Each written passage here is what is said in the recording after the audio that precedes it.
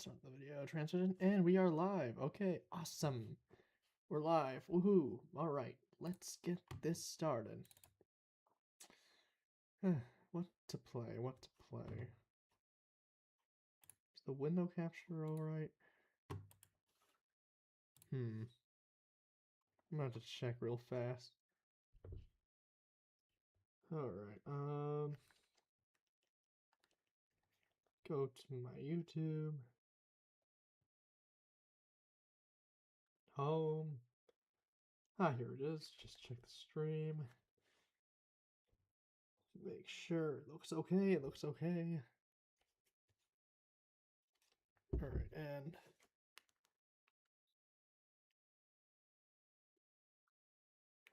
alright, looks like it sounds okay. That's good. Alright, let's get this started. What to play? Probably some,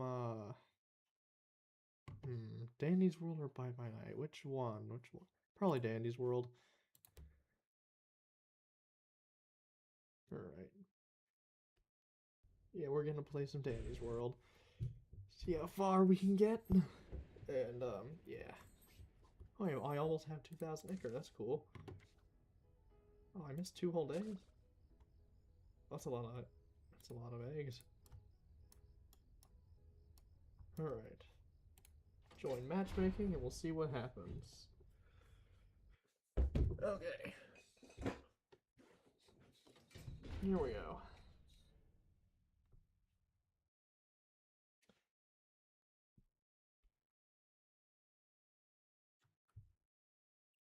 Alrighty. Okay. Yada. We are playing as Yada. Yada is the GOAT. Yada is epic. She is cool. She is the best tune in Garden View. She is Yada, destroyer of candy. She has 2 crack fictions written about her. 2 of which are written by me, which is why I brought it up. I don't know. Okay, just waiting for this puppy and this Finn to ready up. Or maybe they won't. Yeah, I do not have high hopes for this lobby already. This does not look very good at all. But let's hope for the best, eh? Alright. Oh, hey, Poppy has skins now for the Easter event. That's cool. Oh, we have a golden Coco in here. But with the fancy purse? That's a little odd. Oh well. I guess I can't say anything. Ooh, smoke bomb. I'm gonna take that. Oh, not the tapes, the smoke bomb. Okay, and the machine. All done. Take these gumballs and eat them. Ooh, a bag. An Easter basket. Don't mind if I do. Some eggs in research. Another bit of ichor. 2 machines are being extracted. Hey, I gotta send this stream to the Discord real fast.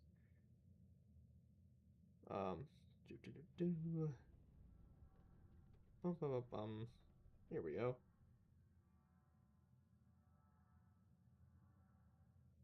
Live.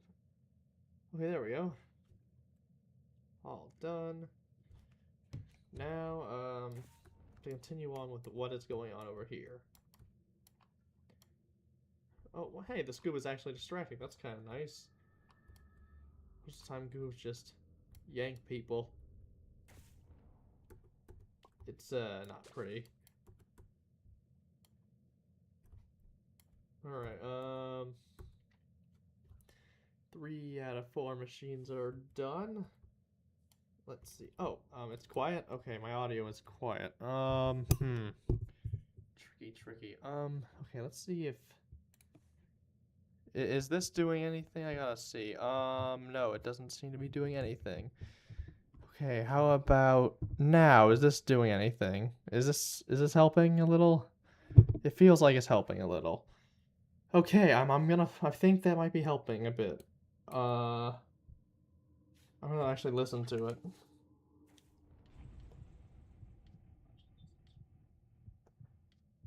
Okay, that sounds like it's better. I gotta run. Oh, shit. Okay, well... That sucks. I should have been a little smarter there. Okay, I think the volume's fixed now. I lost a heart, which is annoying. But I am alive, so can't really complain. Ooh, hey, now we can run around like crazy. That's pretty cool. Alright, now that my audio is back to normal, this should be even a lot nicer. Alright. So, let's keep playing some, good old Annie's World. Alright, there's Brusha. Alright, I'm gonna just take this real fast. Oh wow, I didn't even grab the handle. That was, like, instant. I also gotta, like... God, I gotta close out my Steam real quick. I think that's, like, draining a whole bunch of stuff. Alright. Alright, collect some Connie research. Some, Easter egg baskets. I was gonna turn on my graphics quality. Okay, we're going to the bare minimum. Alright. Maybe my lag won't suck so much now. Okay, 2 machines being extracted right now by Poppy and Finn. Another one being extracted by Coco. Gonna have to keep an eye on all of them. Okay, that's one done.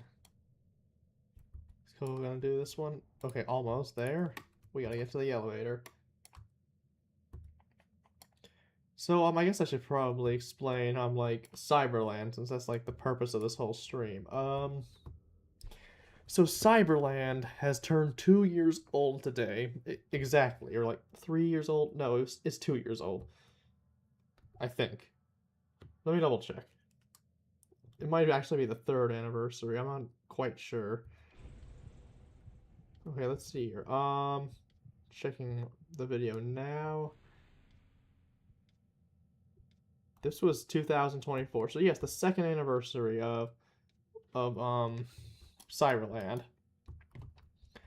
So Cyberland was a show, my first ever like web series that I ever did.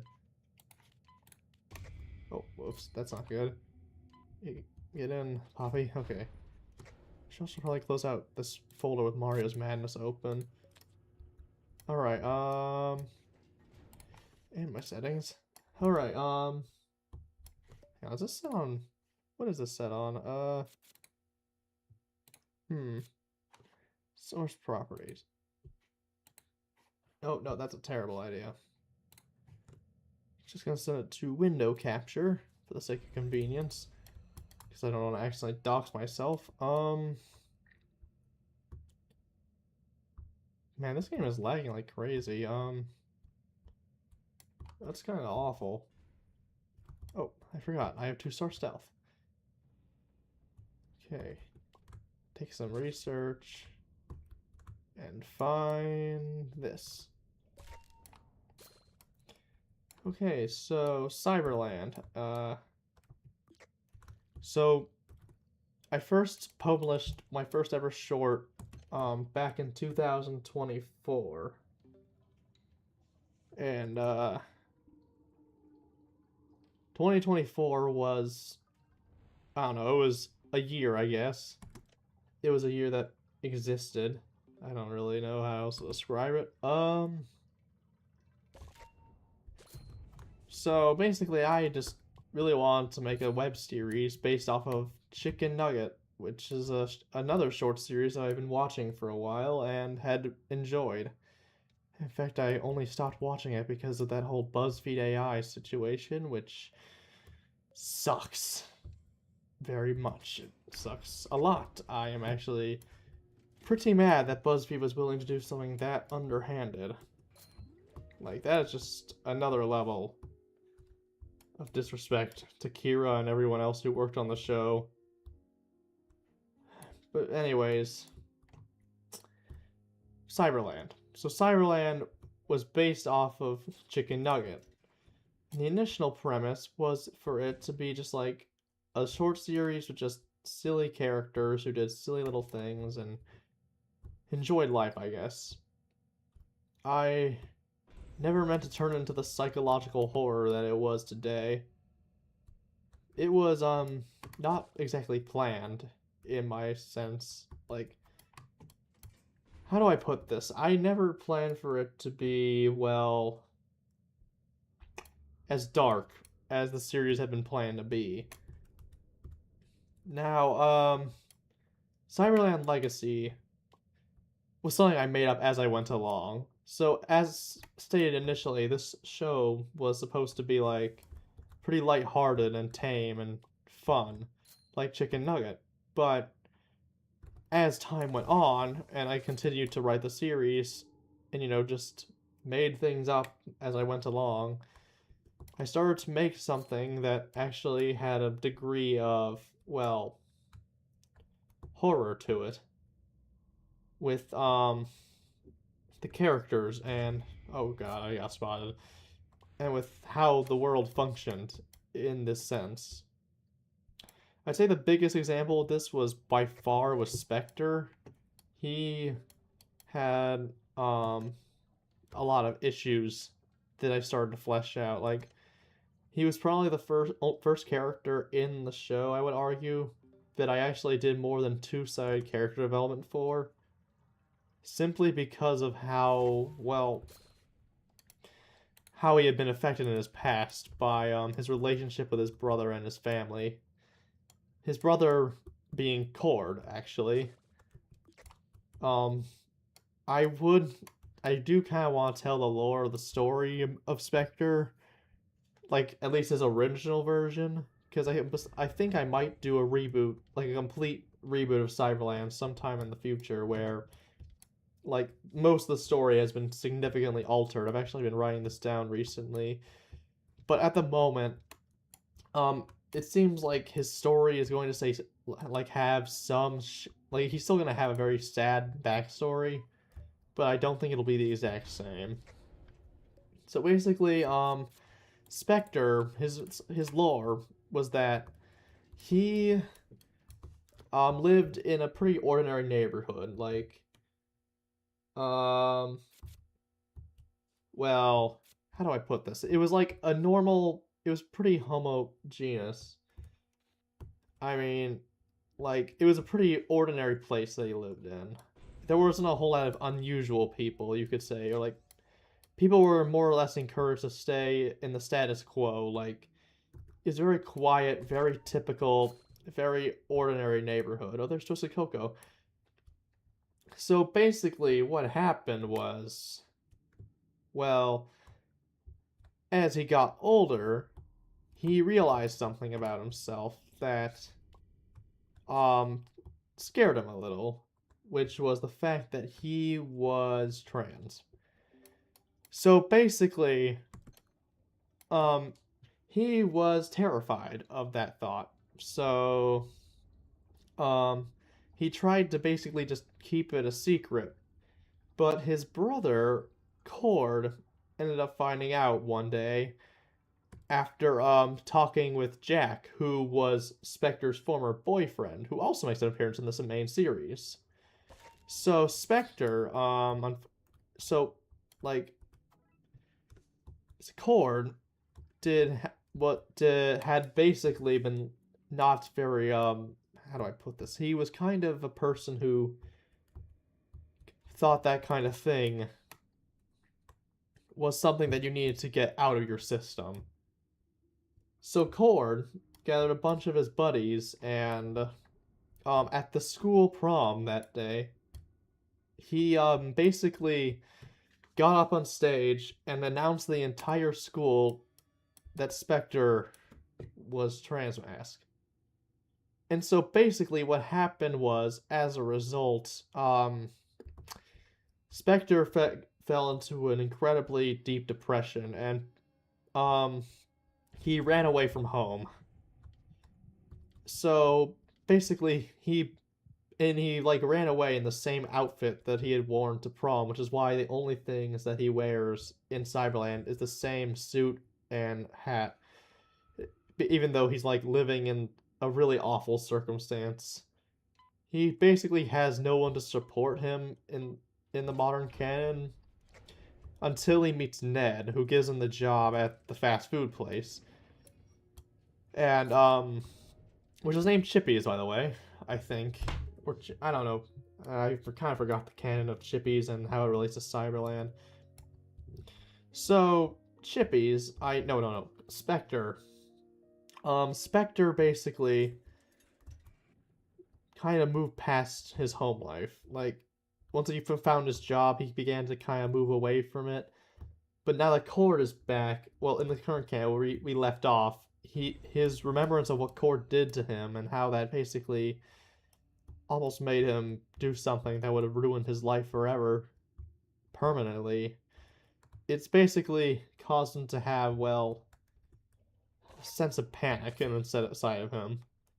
Like, basically, he's terrified. He's terrified of what might happen, even though he knows it's irrational. Even though he knows that he and Cord have grown up. Speaking of Cord, in the lore, he is also not doing too hot. Basically, after Spectre ran away from home, he felt so guilt-racked that he didn't have any motivation to try and do anything with his life. So as a result, he ended up just dropping out of high school and ended up finding a job at the city's club as a DJ, which basically made his life incredibly awful. One where he was still stuck partying and still stuck doing things he should have moved past long ago, and he hates that life. He hates every bit of it. Unfortunately, he doesn't really have a choice because he's kind of stuck in that loop, and he knows that it's kind of his fault that it ever happened in the first place. So, that's Cord and Spectre's like story together, being brothers. Now who's left? Okay, then we have Baxter, who's probably the most interesting character in the entire story. Basically, Baxter is one of three, but technically four Denzians inside of the universe of Cyberland. Basically, he is the god of chaos. Basically he can create things. He can do crazy ass things with like his powers. His cousin is Luna, the god of law, or deity technically, because they don't really have a gender. So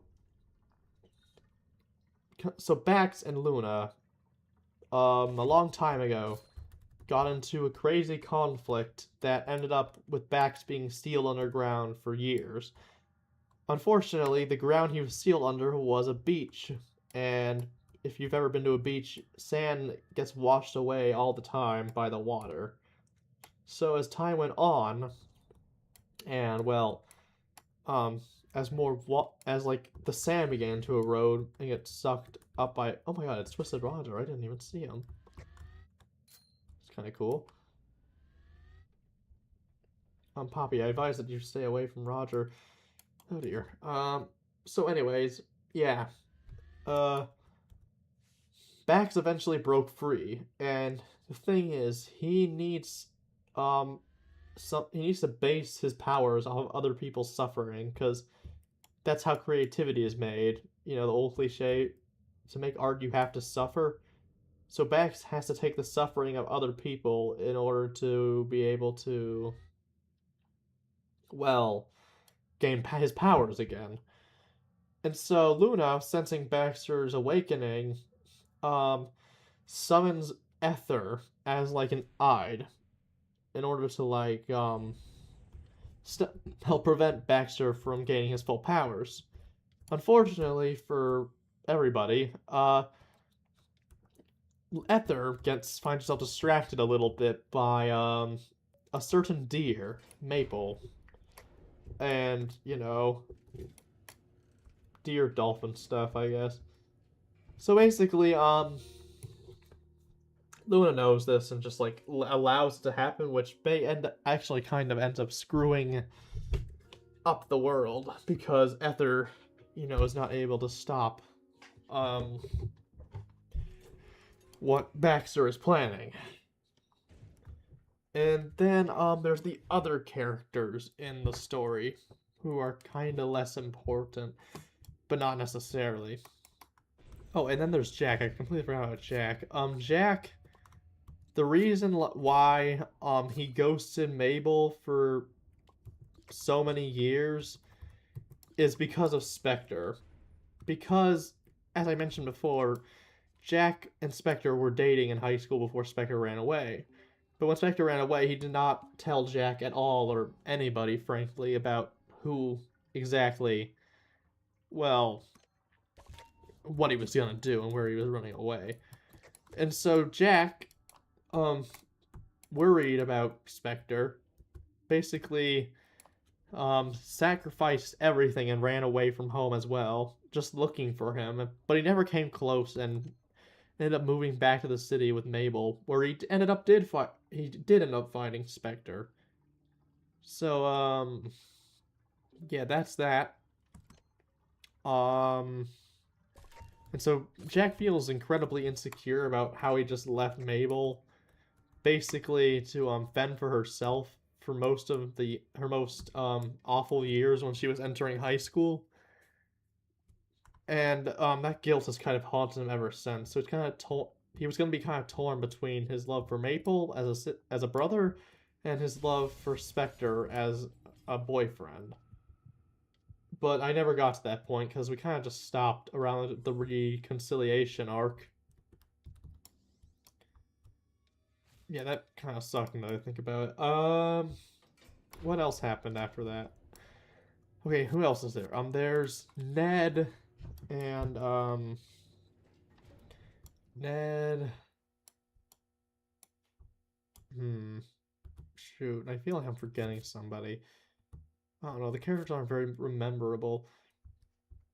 Okay, there's two background characters that I want to keep recurring in the series. The blue anglerfish cat thing and Sparky the sea leviathan. Yeah, those two. So they were gonna progress from these like just two background characters making fun of Mabel in like the club episode / short. But I kind of just wanted to keep going with them and just make him accidental Yuri as time went on, for like the sake of fun. Definitely did not get to that point because well the show ended. Then what happened after that? Okay, then there's Ned, who's like the most, well, not ordinary, I want to say, but like the most emotionally stable out of everybody in the entire cast of Cyberland. He had a pretty ordinary life. He made friends with Mabel when they were in high school together. And yeah, he didn't really have like anything too awful happen to him. Let's see, is there anything else? Okay, then there's the town that Cyberland is based, like city that Cyberland is based in. It wasn't necessarily inspired by anything, I want to say. I would say that the colorful environment might have been a sway of some sort. Like from Chicken Nugget, that felt like a Chicken Nugget thing. I could be like completely wrong. But I don't know. I wasn't really thinking when I went into that series. I just kind of like animated on the spot and figured it out as I went along. I did not do that for Wild Colors, thank God, because that would have gone horribly.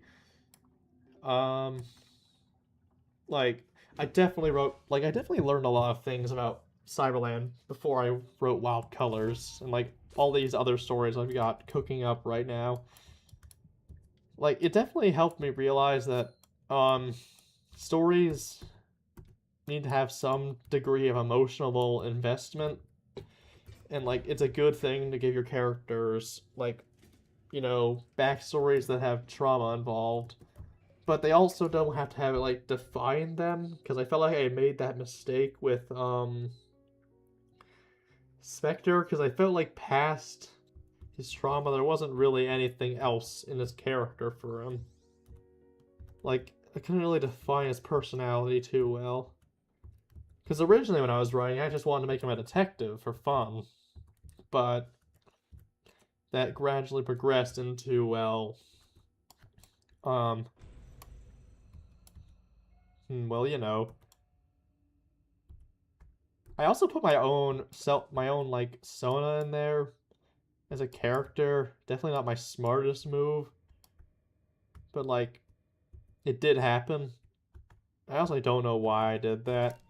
I think it was just for like a one-off, but then I just grouped it in with Cyberland because the whole like the first thing I really, oh god, someone just died. The first thing I really like upload onto that channel was like that was pretty much the first thing I actually put on there. Hold on a sec.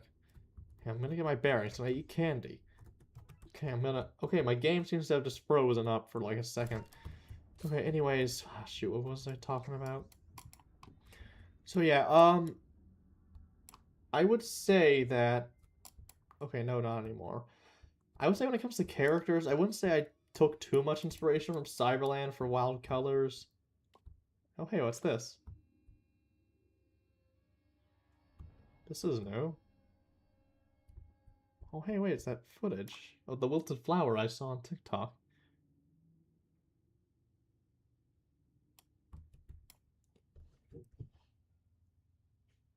Interesting. Wow, Coco really does like helping people. This is odd.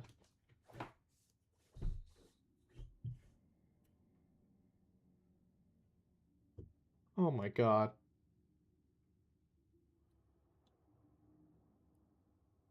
Delilah is evil. Like, evil as hell, bro. Like, did she make that flower so that she could, like, so Bassie would be, like, feel insecure? Like, with the eye and everything? Like, the eye, was it whispering to her?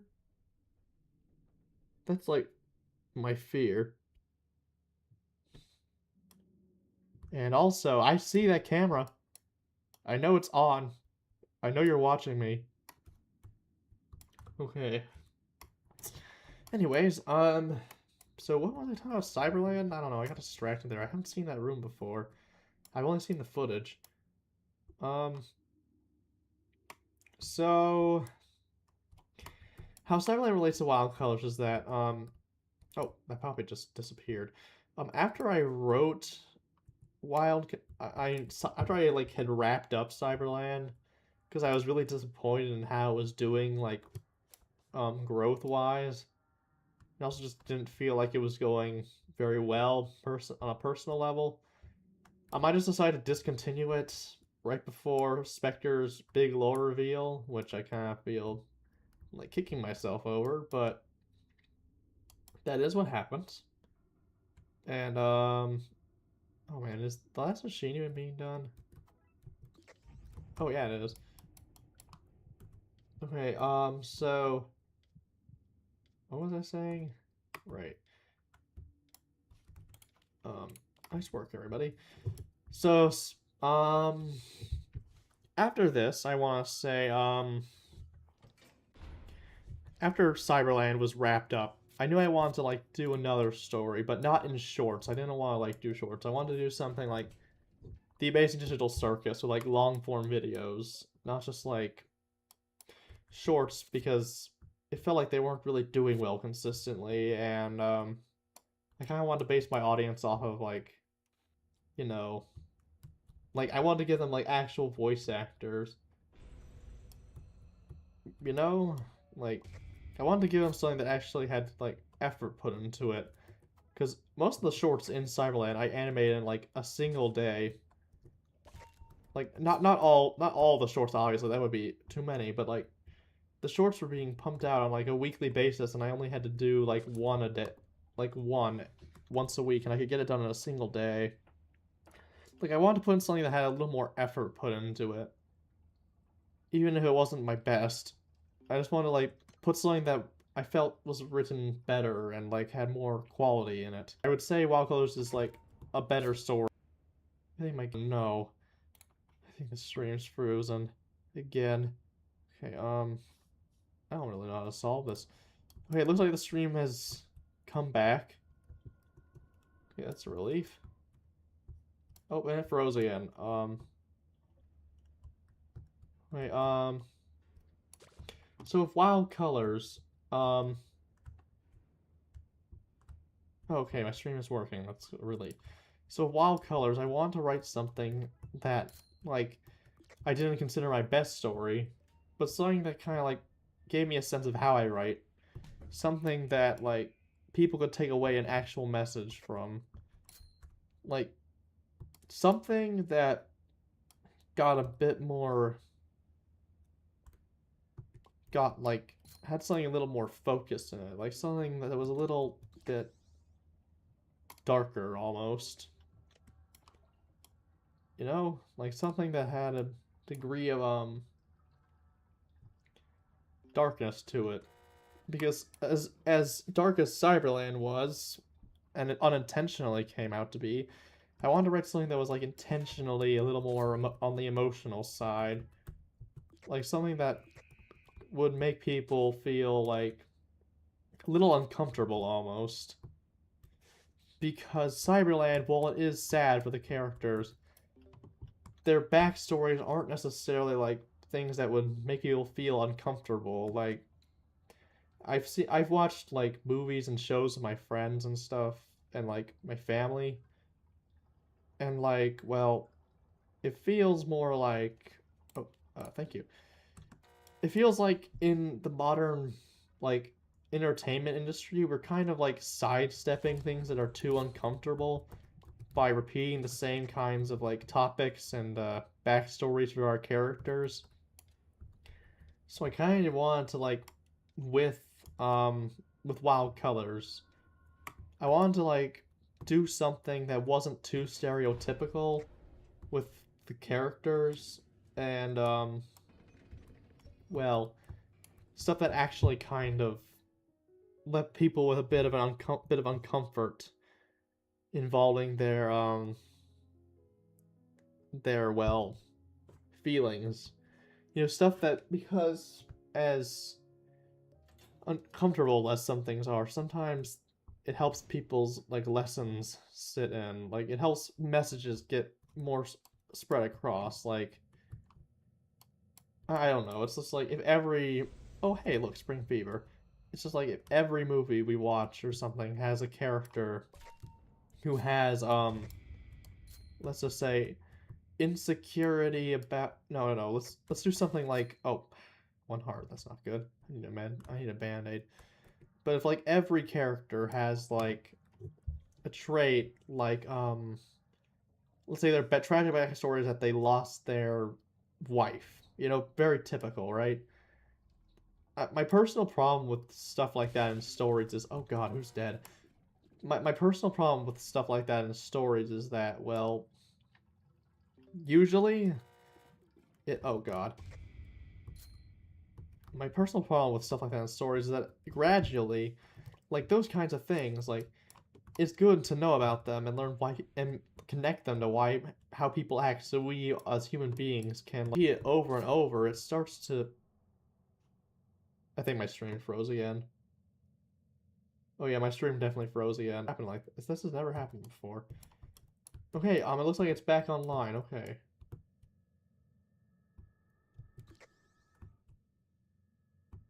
Okay, what was I saying? So like if a character's like tragic backstory that they lost their wife in like a car accident, obviously that's like a good acknowledgement and can help people like, you know, develop and become better people as a result of like, oh, I don't understand everything about this person. They're behaving this way because of X, Y, and Z, which is standard for like writing characters.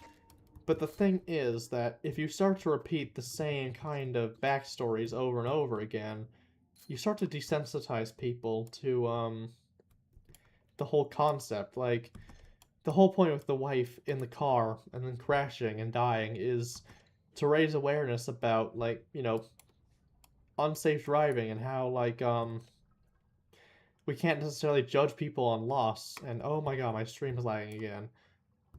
Oh my god, I gotta change the... Okay, so that just happened. My stream keeps lagging. Like, oh, why is it happening so much? I gotta know, like, this has never happened before. Is there, like, a way to, like, change the latency? Probably not. I need to, like, play something that isn't Wi-Fi based. Hang on a second, chat.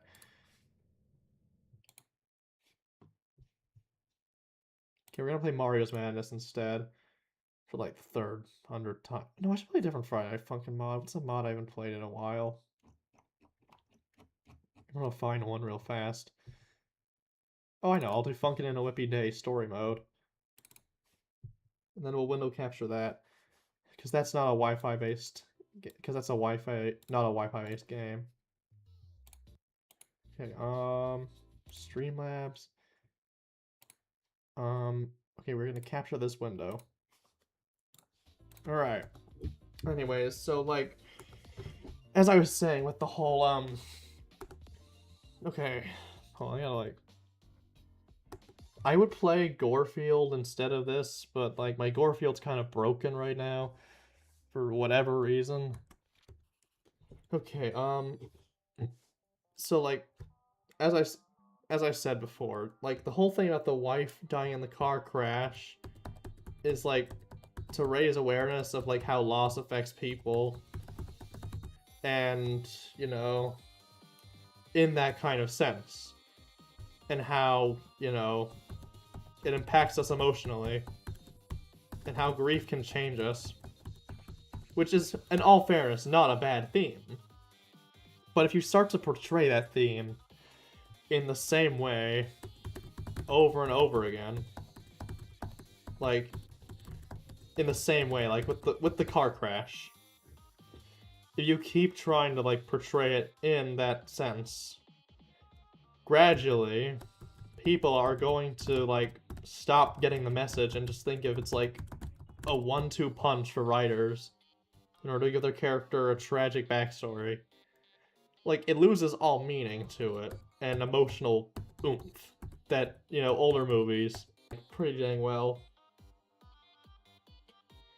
Like, like Lost and like using a car crash for it isn't not necessarily a bad thing, but it's like think of the whole parental loss trope in Disney, where the main character always has, like, a dead main character who would have been a dead parent who would have been proud of him. Like, I know that's not always the case, but it's pretty common with Disney. And, like, you start to stop, as you continue to see it, you start to stop feeling bad about the whole parental loss thing, and you stop looking at how it affects the character, which is, like, the whole point of giving the character that tragic backstory in the past, like, at all. It's not to, like, it's not to, like, cross-check boxes off a list of writing a character that doesn't suck. It's just kind of, like, common sense, I want to say. Like, I feel like that's a little rude. It's just, like, the whole point of giving a character a tragic flaw and, like, a sad backstory that caused that tragic flaw is to, like, help others reflect on themselves and how that might kind of affect them in an indirect or a direct way, and how, like, to help others who are struggling with the same thing. When you just give, like, tragic backstories that really just don't affect the character or the audience, and you only do it in order for the sake of trying to write a character that has, you know, some kind of flaw, that isn't really very good writing, in my opinion. It's like, okay, let's take ice cream for an example. Like, there's vanilla ice cream. Like, by itself, it tastes pretty good. But most people want something a little more with their vanilla ice cream. Because without it, it's just gonna taste blandish, I guess you could say. I mean, I love vanilla ice cream, but like, you want to get like some sprinkles on there, right? So like writing a character, in my opinion, is kind of like just selecting the right the right toppings and stuff, like for for characters. Like, I want to take Rey for example in Wild Colors. Like, she has a tragic backstory that I will not be elaborating on because that would be a massive spoiler. And it has definitely affected her character. But you have to think about this. Like, when I was writing Rey's character, I like binged a bunch of Book Fox videos just trying to figure out how to write like a character with a flaw for the first time. Because I had written Cyberland, but like it was something I made up. I wanted to like really understand the process. So it was like kind of trying to find the right toppings for her, I guess you could say. Okay, that sounds cannibalistic. That sounds like I kind of want to eat Rey, which is not true. I do not want to eat Rey. That sounds terrifying. Okay, sorry, I'm getting off track.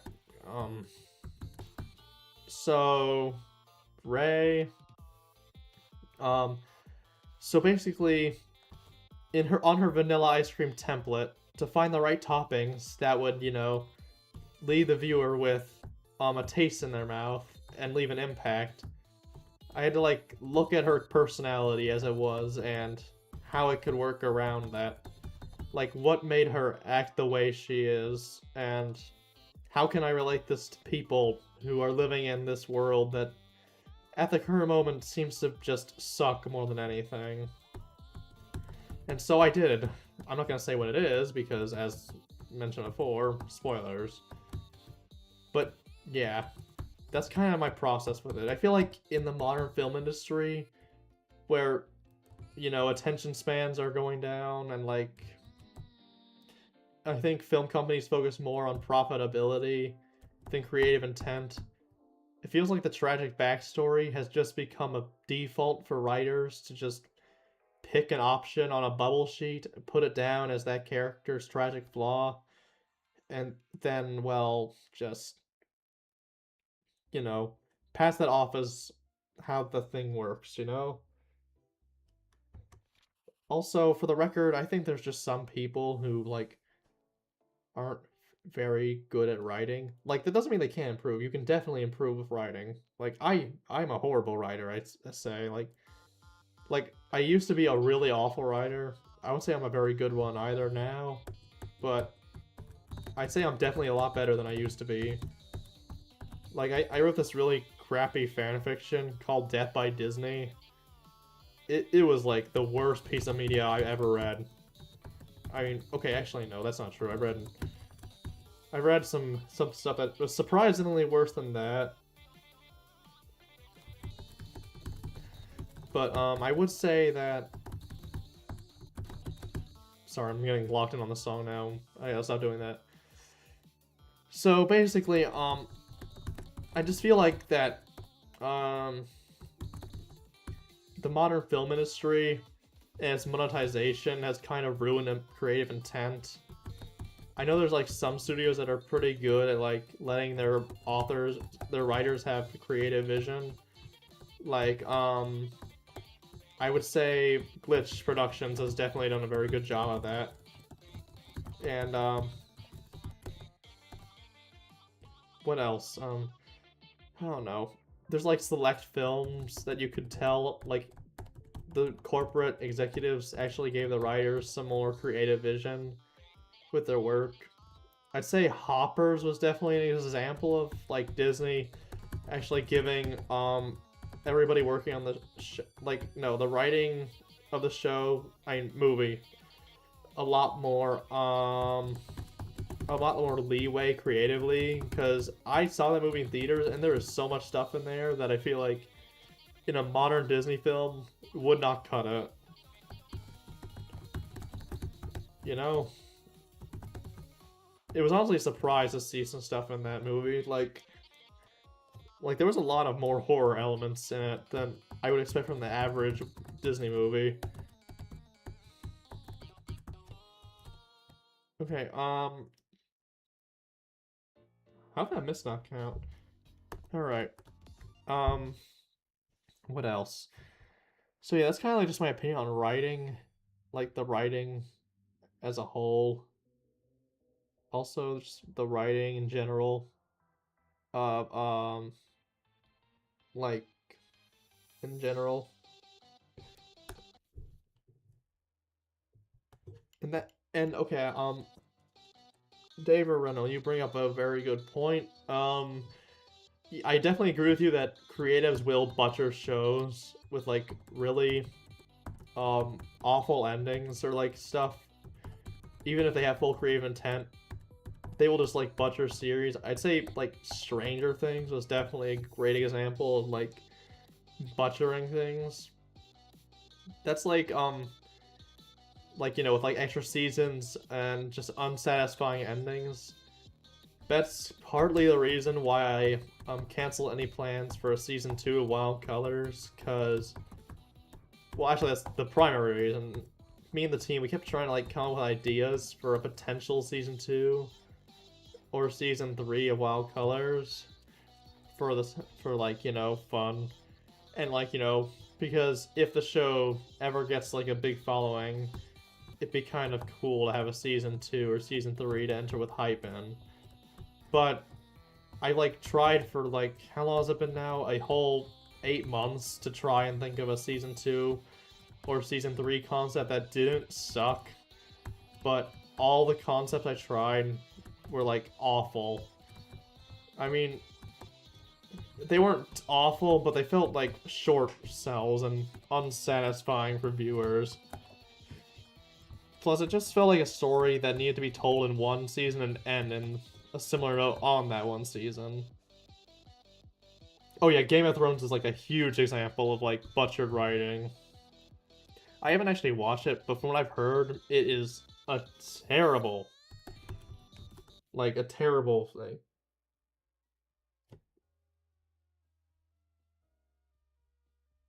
Hmm. Yeah, I also agree with the bad ending thing. Like, I have been like just rereading the finale script for Wild Colors, just trying to make sure the ending is like satisfying for viewers, because I really do not want to have an ending that ruins everything that was previously shown in Wild Colors, because I feel like that would be super undeserving to like everybody who sticked around. I say I don't want to like get into the exact issues of how the finale is like is how I've been struggling with it, because you know spoilers. But I would say I've had like a bit of a rough time trying to figure out how to end the show. Although I will say it is definitely a lot better to end it in one season than just one, like, you know, 2 or 3. There's no way there would be anything, any like 4 scenes.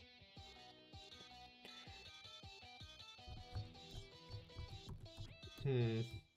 I actually got like, okay, I'm gonna probably end the stream soon enough. I don't really have a whole lot more to talk about. I guess I'll finish the song right now and we'll end the stream. Okay, thank you everybody for attending the Cyberland 2-year anniversary gaming stream. Goodbye.